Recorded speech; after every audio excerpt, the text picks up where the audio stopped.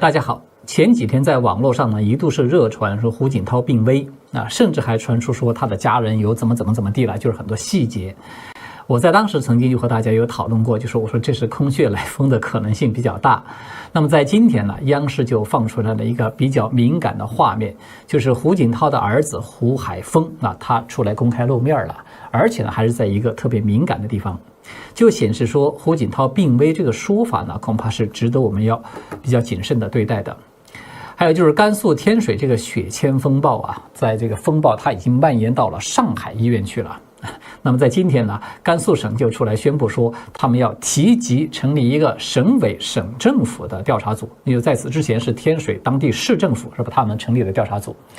那么为什么上海是吧，远在千里之外，他怎么会卷入到这场风暴之中？还有这个省级的调查组，他们会否得出不同的结论呢？还有川普，我们看到在沉寂了2个多月以后呢，在这2天是连续的放出他的关税的大招。到今天为止啊，他们已经是连续发布了4批的这个关税的名单啊，也就是说第2轮这个关税世界大战可以说就此战火重燃了。而税率最高的，可能大家都有点意外是吧？首当其冲就是刚刚才过了一把金砖国家东道主的瘾，就是巴西。但是呢，其实这一轮的大战呢，我觉得川普啊，他在欧洲的身上是拔得了一个头筹，而他真正面临的阻力呢，恐怕会是来自于这个盟友的国家啊。今天是美东时间7月12号，欢迎大家来到晋远开讲啊，我是唐晋远。我们先和大家来说一说中共时局现在最敏感的这个话题，就是胡锦涛的生死。因为根据党媒新华社的报道呢，说在7月7号到9号，大家注意这个时间比较重要。说中共的第10次全国对口支援新疆工作会议呢，在这个新疆和田举行。那么中共全国的政协主席王沪宁是有出席的，是统战部部长李干杰来主持了这个会议。然后这个官媒报道呢，他并没有列出说出席这个会议啊，究竟对我哪些人，就是没有这个名单。但是在7月9号，就是中共的央视新闻联播的画面就显示出来，李干杰在台上做这个会议总结讲话的时候呢，胡锦涛的儿子，也就是民政部的副部长胡海峰，他赫然显示在座，他就坐在这个主席台的下面。在这个镜头中啊，胡海峰当时是正在低头啊，做很认真的样子在看文件，而且当这个镜头扫描到这儿的时候，还特意的在胡海峰的身上停留了3秒钟。就是看起来说胡海峰他的表情是比较淡定轻松，甚至可以说是比较休闲的，是吧？并没有说出现明显的焦虑不安的这种神情，是吧？那么胡海峰他为什么特别的受关注呢？是因为他现在呢，事实上已经成为外界在观察胡锦涛乃至整个团派动向的一个重要的风向标了。因为在前几天嘛，这个海外在 X 平台上面是突然传出来说啊，胡锦涛病危了，胡锦涛的什么儿媳妇啦、什么孙子等等都从上海赶到北京去了，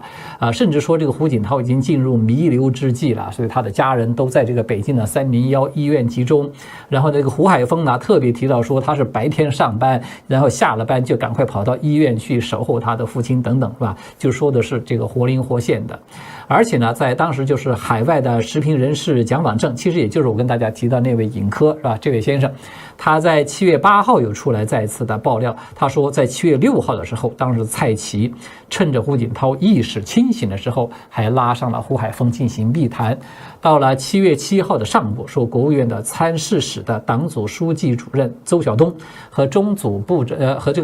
长石泰峰，他们2个人都有到301医院去和胡锦涛以及胡海峰他们父子俩都有进行密谈，好像意思是不是有一些身后事要交代了等等。但是呢，其实我们现在从这个央视的新闻画面来看，就是胡海峰啊，他这种神情悠闲啊，他在新疆在开会，而且他的时间刚好就是覆盖了7月7号到9号这个区段，似乎就说不太可能说这个胡海峰他同时在北京和这个石泰峰密谈之后，然后立马又飞到新疆去这么开会，是吧？甚至说他白天上班，说下班以后就到医院去陪护啊等等。那看起来就是比较可能性就比较小了。也就是说呢，有关这个胡锦涛病危的这个传言，现在看起来我们是需要非常谨慎的做进一步的观察，非常谨慎的来看待这样一个爆料的。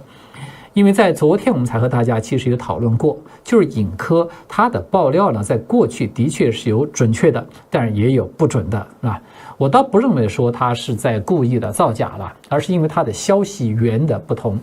因为很多的不同的消息源，或者说一些消息源，他们出于自己的目的，他可能会造成这种信息的误导和偏差。就像这个蔡胜坤先生是吧？他也有这个爆料，也有准确的，比如说他报这个何卫东出事啊等等，但是也有不太靠谱的，比如说他报说什么习明泽，要这个出山要从政是吧？其实就是说这些爆料你怎么看待它呢？它其实是取决于这种消息源它的派系，包括它的政治动机。那么现在我们看到说他出来散播这个胡锦涛病危的消息呢，他毫无疑问对习近平是比较有利的就像说有这个消息源出来散播说这个习明泽要入职最高决策层是吧？甚至可能要来接班，这个消息是一样的，他的目的都是想要显示说习近平现在的地位是稳固的习近平在和反习派的争斗之中，你看他依然是占据上风的，依然是他说了算等等是吧？他就是想要营造这么一种氛围。但是呢，这种消息在我看来，它一旦被证实为是虚假，其实它反而可能会让人看到，就是习近平他的真实地位与此是相反的。因为很简单一个道理嘛，如果说习近平呢真的是大权在握，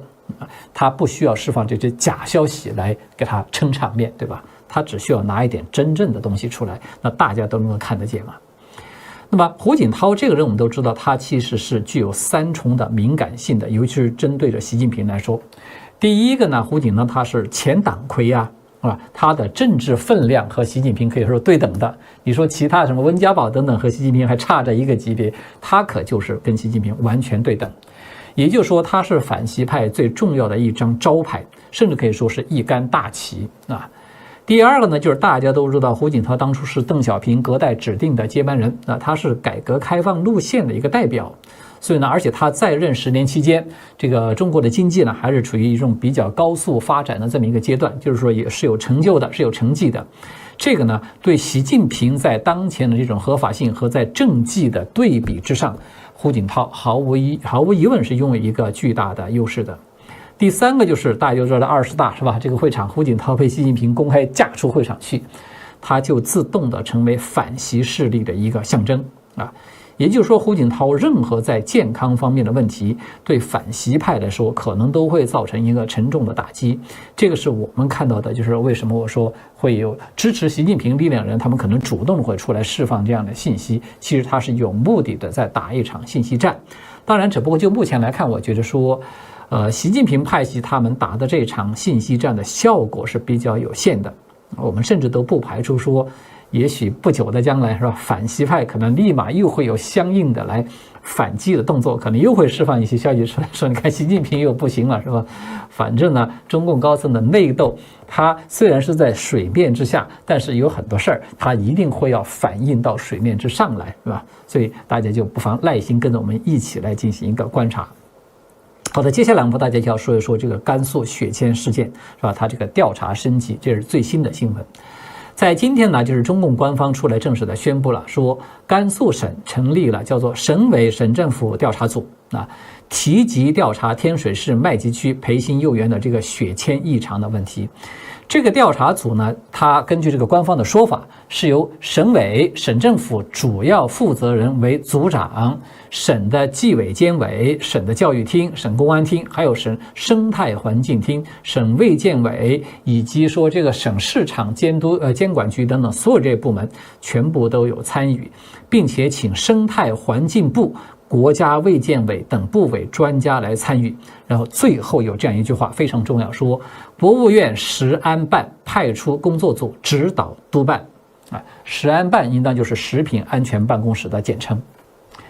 所以大家听听说，这个级别它名义上呢是叫做省级的调查组是吧？可能是省委书记是当这个组长，但是实际上它是一个国家级的。因为刚才大家提到了，说是由国务院的工作组派这个工作组来指导督办，大家注意这4个字就决定了说这个调查组的它的调查方向包括它的结论的最终可能都是由这个工作组他们来拍板的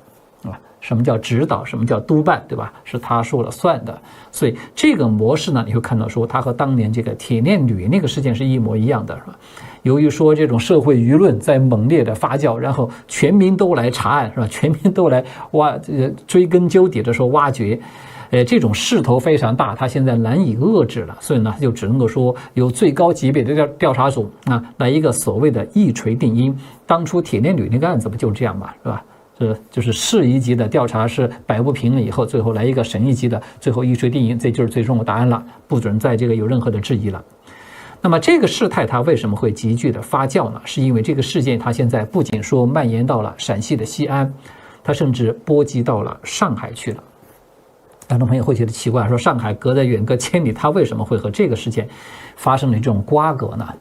我们在这儿呢就暂时是吧卖一个小小的关子，暂停一下。工商时间，先和朋友们来分享2个真实的故事，它其实都和一款在全球已经是帮助超过16万人改善了肺部健康的产品，就是这个韩国的扁康丸有密切的关系第一个故事呢是来自于秘鲁的张女士。他是这个新冠大流行之后呢，他在2024年就被诊断出有这种肺部的结节起初他是非常焦虑的，后来他就是服用这个扁康丸，才几周以后，他就发现他的症状是明显的减轻，比如说这种呼吸不畅等等。他再次去检查的时候，连医生都非常惊讶，说发现他的肺结节居然都消失了。然后包括他5岁的儿子呢，也是感染这个流感以后呢，他也给他服用这种扁康丸，也是短短几天之内就康复，是吧？症状一下就抑制住了，所以他也是觉得这个特别好，因为对小孩子都非常安全嘛。第2位是来自于美国加州95岁的一位刘先生，他呢是长期受这种肺气肿的困扰大家知道说肺气肿那个是什么滋味是吧？整天他都得吸氧气的，就生活是非常痛苦的，生活质量非常低的。